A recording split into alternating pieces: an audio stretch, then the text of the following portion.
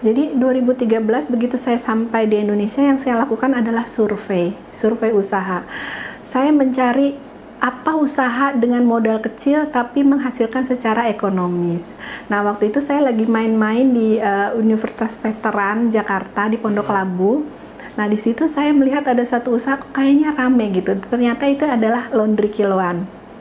Dan itu adalah usaha pertama saya yang saya lakukan di 2013. Saya membuka cabang pertama kami di Pondok Labu, Jakarta Selatan, laundry kiloan, dengan target marketnya adalah para mahasiswa dan mahasiswi yang sekolah di situ. Nah, dari situ saya belajar lagi tentang laundry dengan sebuah laundry ternama di Indonesia, dan ada investasi juga di situ.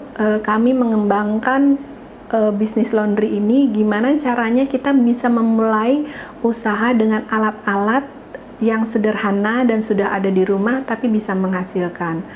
Alhamdulillah sampai sekarang memang kami memiliki 5 toko laundry private, artinya saya miliki dengan full penuh saham saya, dan kami sudah mengajarkan tentang laundry kiloan ini ke banyak sekali teman-teman, terutama teman-teman pekerja migran Indonesia.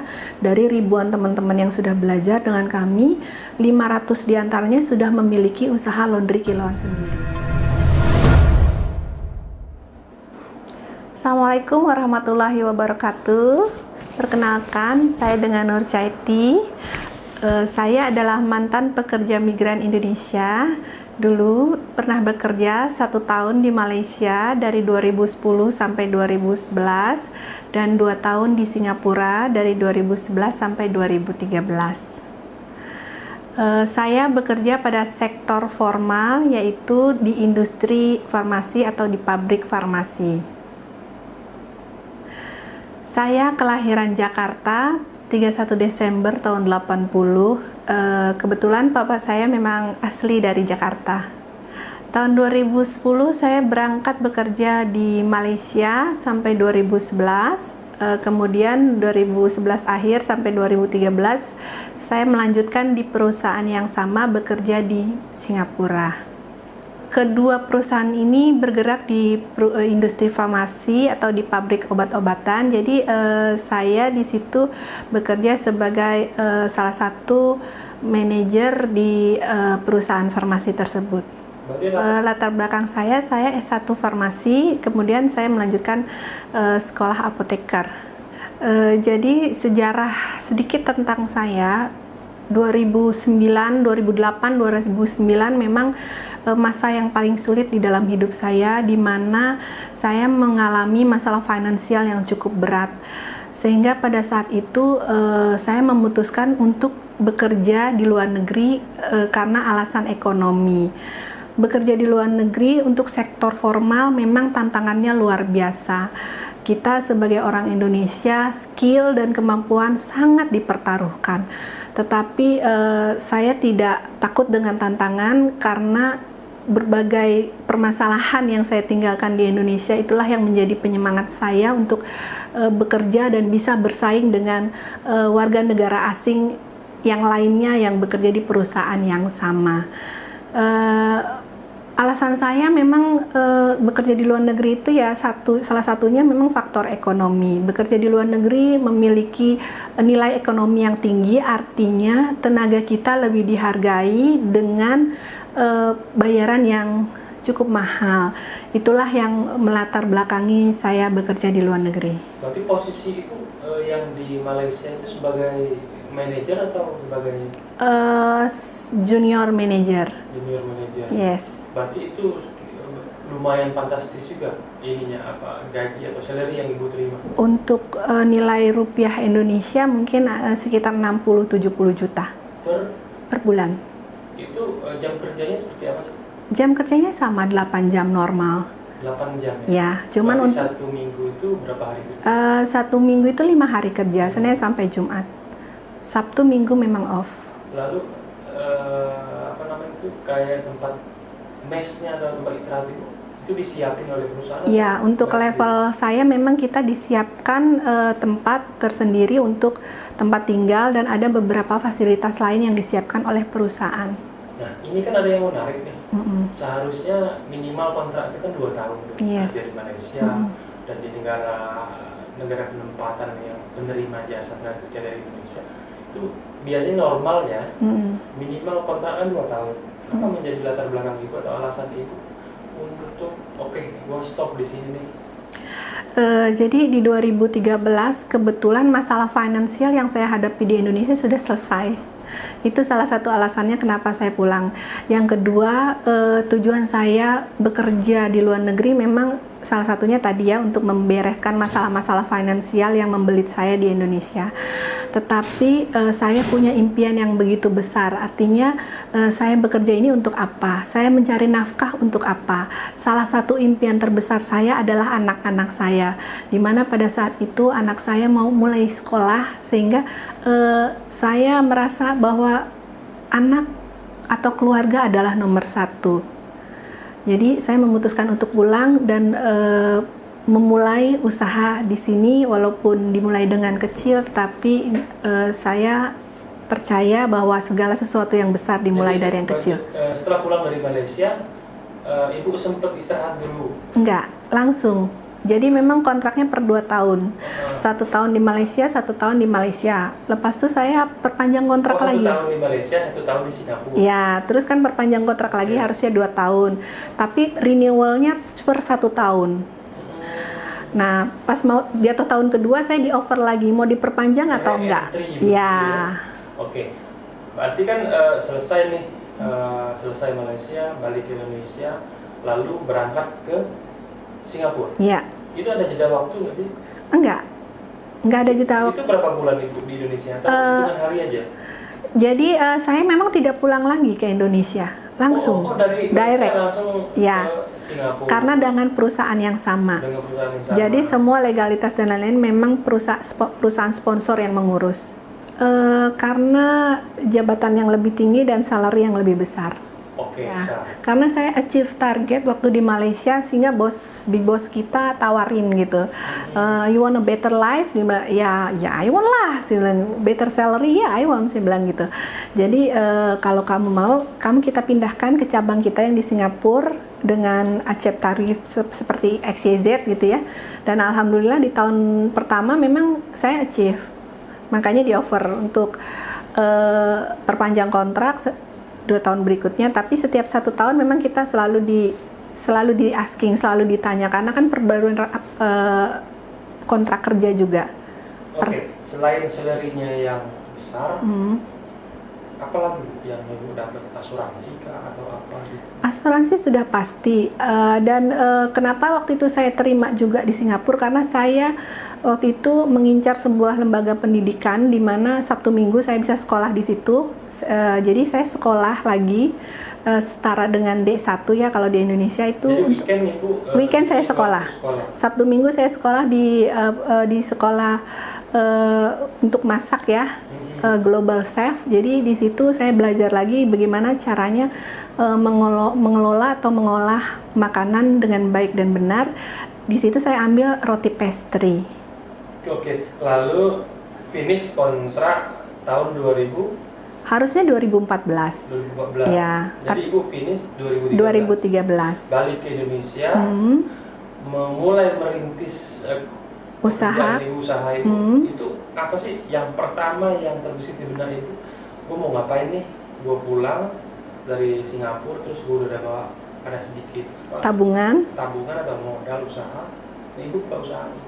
Jadi 2013 begitu saya sampai di Indonesia, yang saya lakukan adalah survei usaha. Saya mencari apa usaha dengan modal kecil tapi menghasilkan secara ekonomis. Nah, waktu itu saya lagi main-main di Universitas Veteran Jakarta di Pondok Labu. Nah, di situ saya melihat ada satu usaha kayaknya rame gitu. Ternyata itu adalah laundry kiloan.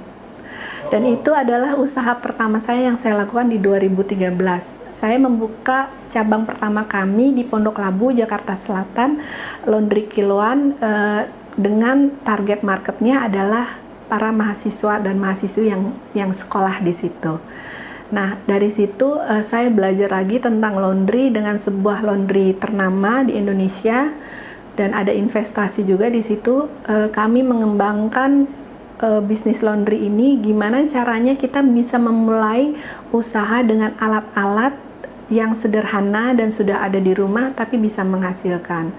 Alhamdulillah sampai sekarang memang kami memiliki 5 toko laundry private, artinya saya miliki dengan full penuh saham saya, dan kami sudah mengajarkan tentang laundry kilon ini ke banyak sekali teman-teman, terutama teman-teman pekerja migran Indonesia.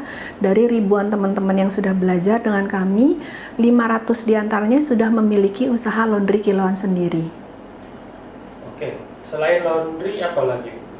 Nah, di 2015 kebetulan memang waktu itu saya sudah comfortable sekali dengan bisnis laundry yang saya jalankan. Satu toko bisa menghasilkan bersih 2-3 juta, 5 toko 10 juta, lumayan lah ya. Itu per bulan. Per bulan. Bersih ya, sudah dipotong kontrak, sudah dipotong karyawan dan lain-lain. Jadi saya pikir saya sudah punya passive income 10 juta setiap bulan. Dengan mengurus anak-anak, saya pikir saya sudah nyaman. Tetapi di 2015, sahabat saya yang baru pulang dari Qatar, beliau 13 tahun bekerja di sana, mengajak saya ke sebuah pelatihan di BP2MI, itu tentang peningkatan kapabilitas untuk pekerja migran Indonesia. Awalnya saya sangat skeptis dengan pelatihan, karena saya pikir setiap pelatihan itu pasti bayarnya mahal, karena itu yang saya alami. Saya mengikuti beberapa pelatihan laundry secara profesional, itu keluar uang puluhan juta. Artinya ilmu itu tidak murah, ilmu itu mahal kalau kita mau memperjuangkannya. Tetapi teman saya bilang, ini pelatihan tentang bisnis makanan. Dan saya rasa kamu akan tertarik karena difasilitasi oleh BP2MI, waktu itu BNP2TKI ya, belum BP2MI. Jadi saya ikut pelatihan itu di 2015, ada piagamnya di sana. Saya mengikuti pelatihan selama 5 hari. Saya kosongkan pikiran saya kosongkan hati saya seperti sebuah gelas. Saya menerima setiap hari masukan dan input positif dari pelatihan tersebut. Dan waktu itu memang cocok sekali pelatihannya tentang roti pastry bersama Bogasari. Cocok sekali dengan yang saya pelajari waktu di Singapura, tapi karena sudah lama, hampir setahun 2 tahun saya tidak di dapur, jadi rada-rada ilmu tuh kalau nggak dipakai tumpul ya. Jadi saya excited sekali waktu itu. Nah, sekarang dari sekian ada beberapa usaha unit usaha yang bekerja sama-sama teman-teman BMI Purna. Ada nggak sih produk-produk yang lokal? Tadi kan sempat Ibu ceritakan kalau Ibu sudah merambah ke internasional, sudah ekspor. Apa aja sih jenis makanan yang Ibu ekspor? Untuk produk saya pribadi, kita fokus di 3 produk: keripik pisang, keripik nanas, dan keripik nangka.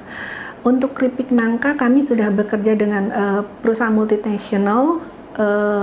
Saya nggak boleh sebutkan ya, karena ada di kontrak kami, dan memang kita rutin per 6 bulan kirim untuk ke Jerman. Produknya adalah keripik nangka organik, jadi memang limited product dan limited edition, karena permintaan bayar seperti itu.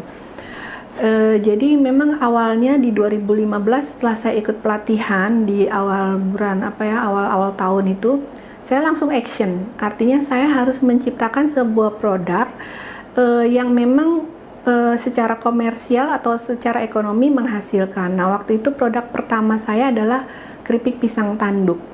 Kenapa saya pilih keripik pisang tanduk? Karena sebelum saya bikin produk, saya survei dulu dari beberapa jenis pisang yang ada di Indonesia. Ternyata dari segi tekstur, rasa, terus dan lain-lain, pisang tanduk itu salah satunya pisang yang terbaik dan terenak untuk dibikin keripik. Nah, setelah itu kami bikin produk, dan pertama kali untuk trial dan errornya pun dengan teman-teman BP2MI. Jadi waktu itu saya tanya di sana, gimana Bu, gimana Pak, produknya udah oke? Ini keasinan atau kurang tipis, kurang garingnya, seperti itu. Trial and errornya memang di sana.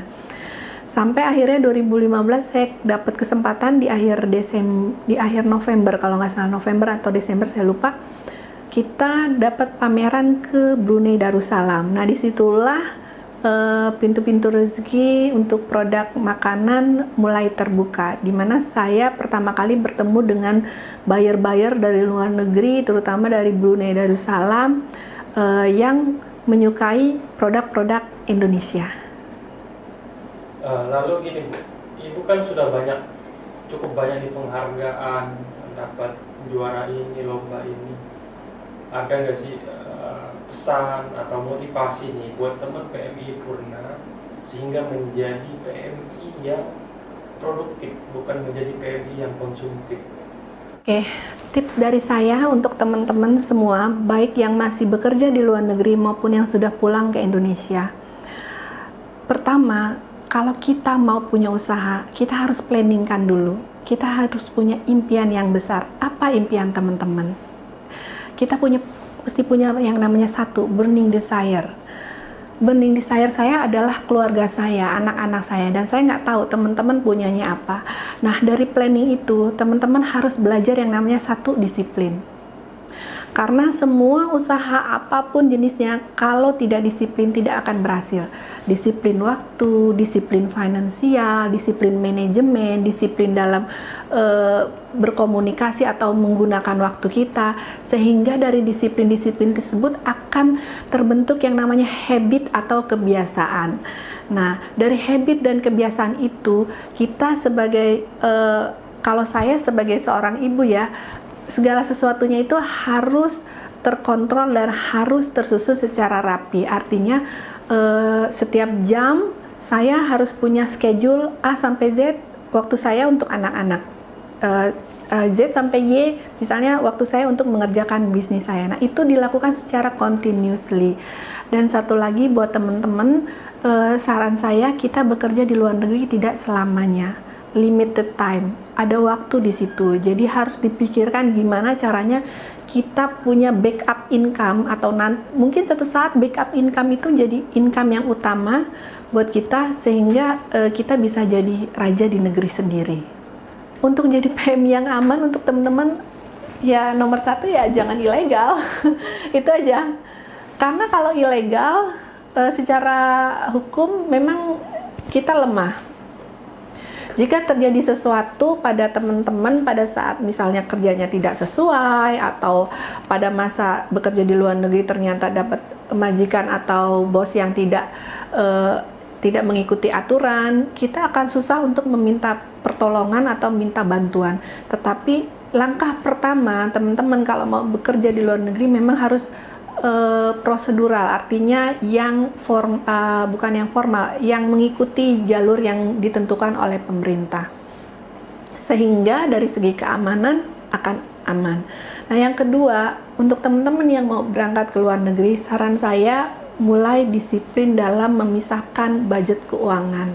Artinya kita bekerja memang betul salah satu tujuannya untuk mencari rezeki atau mencari uang, tetapi alangkah baiknya teman-teman mulai bisa belajar disiplin untuk menyisihkan sebagian penghasilan untuk ditabung.